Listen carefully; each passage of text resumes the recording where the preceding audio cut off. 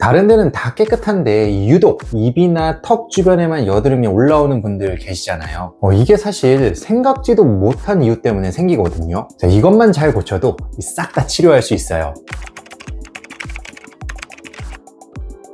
안녕하세요, 피부왕 정윤입니다. 입과 턱 주변에만 여드름이 유독 많이 올라와 고민이신가요? 사실 이러한 형태의 여드름은 성인 여드름에서 흔히 나타나는 패턴인데요. 자, 많은 분들이 여드름을 청소년기에만 생기는 사춘기 질환이라고 여기지만 최근에는 30, 40대까지도 이 여드름을 경험하시는 분들이 많죠. 자, 오늘은 입과 턱 주변에 여드름이 왜 생기는지, 자, 그리고 이를 효과적으로 해결할 수 있는 구체적인 방법에 대해서 자세히 소개해 드리도록 하겠습니다. 바로 시작합니다.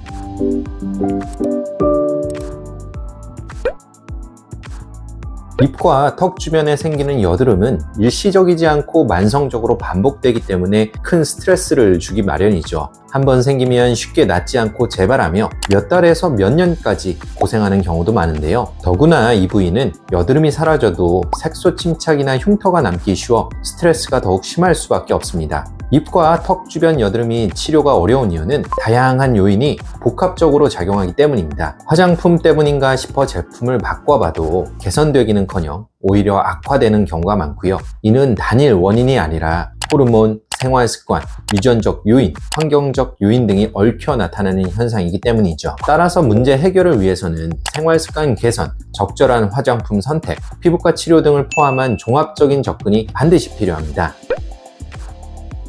사실 입과 턱 주변에 여드름이 생기는 것은 그렇게 이상한 일은 아닙니다. 원래부터 피지선이 많이 분포한 부위라 여드름이 쉽게 생길 수 있는데요. 하지만 다른 부위는 깨끗한데 입과 턱에만 반복적으로 여드름이 생긴다면 특별한 원인이 있는지 체크해 볼 필요가 있죠. 한의학적으로는 자궁의 기능이 떨어지면 입과 턱 주변에 여드름이 올라온다고 설명하기도 하지만 현대의학에서는 신체 내부 장기의 문제보다는 피부 자체의 문제로 이해하고 해결하려고 노력합니다. 가장 처음 의심해 볼 수 있는 원인은 입과 턱 주변에 가해지는 직접적인 자극인데요. 어떤 종류의 자극이라도 계속 반복이 되면 피부는 그에 대한 보호 반응으로 피지 생성을 촉진합니다. 따라서 의식적으로든 무의식적으로든 우리가 자꾸 피부를 자극하고 있지는 않은지 평소의 습관을 점검해 봐야 하죠. 남자분들이라면 면도가 주요 원인일 수 있습니다. 면도 후에 여드름이나 모낭염을 경험하는 분들이 정말 많은데요. 자, 일단 면도로 인해 피부가 받는 기계적 자극이 매우 심합니다. 날카로운 면도날이 피부를 긁어 모낭 입구를 손상시키고 염증을 유발할 수 있고요. 날 면도기는 피부 밀착력이 높아 깔끔하게 면도할 수 있지만 그만큼 피부 손상 가능성이 커서 전기 면도기를 사용하는 것이 피부 관리 차원에서는 안전합니다. 또한 면도날 소독과 교체가 제대로 이루어지지 않으면 여드름균과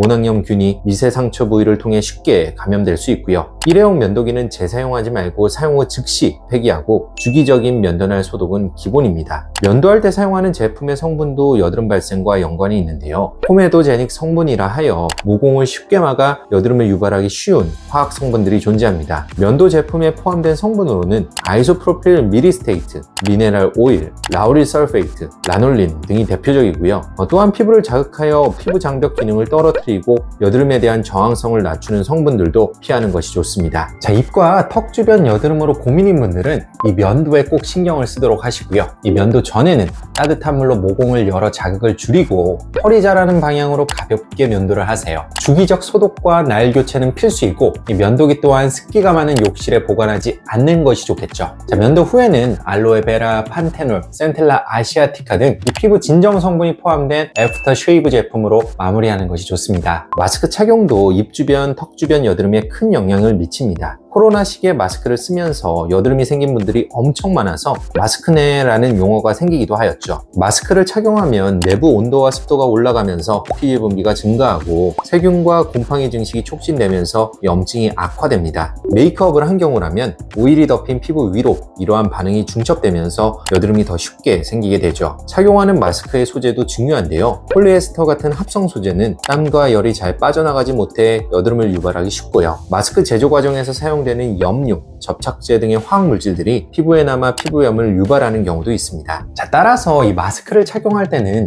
주기적으로 내부 공기를 환기를 하고 체온과 습도를 낮추는 노력이 필요하고요. 이 마스크를 오래 써야 한다면 가벼운 화장을 하고 통기성이 좋은 면 소재, 그리고 너무 피부를 압박하지 않을 정도의 적당한 사이즈의 마스크를 선택하는 것이 좋습니다. 무심코 피부를 만지는 습관도 여드름의 주요 원인이 될 수 있는데요. 턱을 괴거나 입을 가리는 행동은 손의 세균과 오염물질이 얼굴 피부로 옮아 여드름을 유발하기 쉽죠. 핸드폰을 입에 가까이 대고 통화하는 것도 비슷한 문제를 일으킬 수 있습니다. 또 음식을 먹고 나서 입 주변을 제대로 닦지 않으면 음식 잔여물이 피지와 섞여 모공을 막을 수 있고요. 반대로 너무 세게 문질러 닦아 피부 장벽이 손상되어도 여드름 발생 위험이 커집니다. 음식물이 묻지 않도록 조심하고 묻었다면 부드럽게 씻어낸 뒤 보습제로 마무리하는 것이 가장 좋습니다. 입술이나 주변이 건조할 때 침을 바르는 습관도 문제입니다. 침이 마르면서 피부를 자극하고 건조하게 만들어 염증과 접촉성 피부염을 유발할 수 있습니다. 또 하나 간과해서는 안 되는 중요한 원인 중 하나는 치약과 립 제품인데요. 치약에 포함된 플로우르 화합물, 소듐 라우릴 설페이트, 트리클로산 등은 피부를 자극하거나 미생물 균형을 깨뜨릴 수 있습니다. 게다가 치약은 대개 알칼리성이라 제대로 닦아내지 않으면 피부의 pH를 높여 피부 장벽 기능을 떨어뜨릴 수 있기 때문에 양치 후 충분히 헹구고 닦아내는 것이 중요합니다. 립밤이나 립스틱에는 코메도제닉 성분이 많이 포함되어 있는데요. 아이소프로필 미릴스테이트, 코코넛 오일, 라놀린, 파프릴릭, 파프릭 트리글라이세라이드가 대표적이죠. 립 제품을 바를 때는 입술을 넘어 입 주변까지 과도하게 바르지 말고 입과 턱 주변으로 여드름이 올라오는 분들은 성분을 꼼꼼히 확인해 적합한 제품을 선택하는 것이 좋습니다. 원장님, 그런데 저는 입 주변은 건드리지도 않고 항상 청결하게 유지하는데 왜 입과 턱에만 여드름이 날까요? 자, 이럴 때 고려해 볼 수 있는 상황은 피지선의 분포와 이 민감도에 대한 개인 차이입니다. 유전적인 소인에 의해 입과 턱 주변 피지선의 밀도와 민감도가 선천적으로 높을 수 있고요. 자, 앞서 언급한 여러 생활 습관들로 인해 입과 턱 주변에 반복적인 자극이 쌓이면 피부가 민감해지면서 이 피지 분비가 더 왕성해질 수도 있죠. 자, 이렇게 민감해진 피지선이 많으면 여드름 유발 시그널이 작용했을 때 유독 입과 턱에 여드름이 집중적으로 생기기 쉽습니다. 예를 들어 여성분들은 생리 전후 안드로겐 호르몬 증가로 여드름이 생기기 쉬운 안드로겐이 전신적으로 작용하더라도 피지선이 민감한 입과 턱에 여드름이 더 많이 발생할 수 있습니다. 같은 조건에서도 볼에는 1개, 턱에는 10개 이런 식으로 차이가 나게 되는 이유죠. 자, 문제는 이 피지선의 밀도와 민감도 자체를 임의로 조절하기가 어렵다는 점인데요. 자, 이미 민감해진 상태라면 아주 사소한 자극도 여드름을 유발할 수 있습니다. 따라서 이런 경우에는 피지선을 자극하는 시그널을 파악하고 이를 사전에 차단하는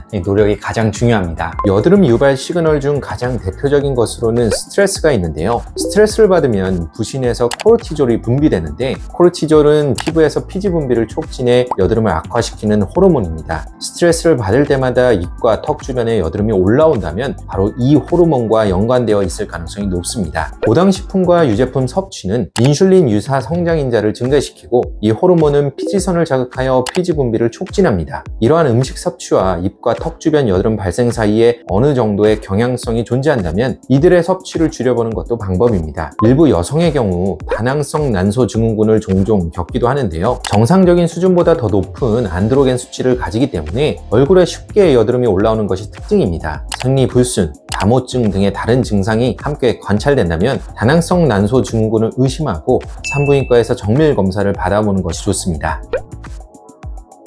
자, 앞서 언급한 것처럼 입과 턱 주변 여드름은 여러 요인들이 복합적으로 작용해 발생합니다. 자, 따라서 피부에 직접적인 자극을 피하고 피지 분비를 유도하는 요인을 동시에 줄여야 하는데요. 하지만 실생활에서 이 모든 요인을 완벽하게 차단하기는 거의 불가능하죠. 자, 특히 피지선의 분포나 이 호르몬 변화는 의지로 조절할 수 있는 부분이 아니기에 단순히 생활 습관만으로 완치를 기대하기는 쉽지 않습니다. 자, 만약 다양한 노력을 해도 이 여드름이 반복적으로 발생을 한다면 피부과 치료를 고려해 볼 수 있겠죠. 피부과에서 처음 고려할 수 있는 치료는 피지를 줄여주는 약물 치료입니다. 이소티논과 같은 경구 피지 조절제는 피지선을 전반적으로 억제해 여드름을 개선합니다. 상당히 강력한 효과를 발휘하지만 특정 부의 피지만 선택적으로 줄이는 것이 아니라 전신적으로 고르게 작용하기 때문에 입과 턱을 제외한 나머지 부위가 과도하게 건조해질 위험이 있죠. 따라서 경구 피지 조절제에만 의존하는 것은 권장하지 않고요. 적정 용량과 복용 기간을 전문가와 함께 상의하여 결정해야 합니다. 피지 조절에 일부 도움이 되는 국소 레티노이드 제제도 있는데요. 디페린 크림과 아크리프 크림이 대표적이죠. 다만 그 효과는 이소티논에 비해 미미하고 사용 중 피부 자극이 생기기 쉬워 전문가 지시에 따라 정확한 사용법을 준수하는 것이 중요합니다. 평소에는 깨끗한데 생리 전후로만 여드름이 잠깐 올라오고 가라앉는 정도라면 경구 피부약도 좋은 선택입니다.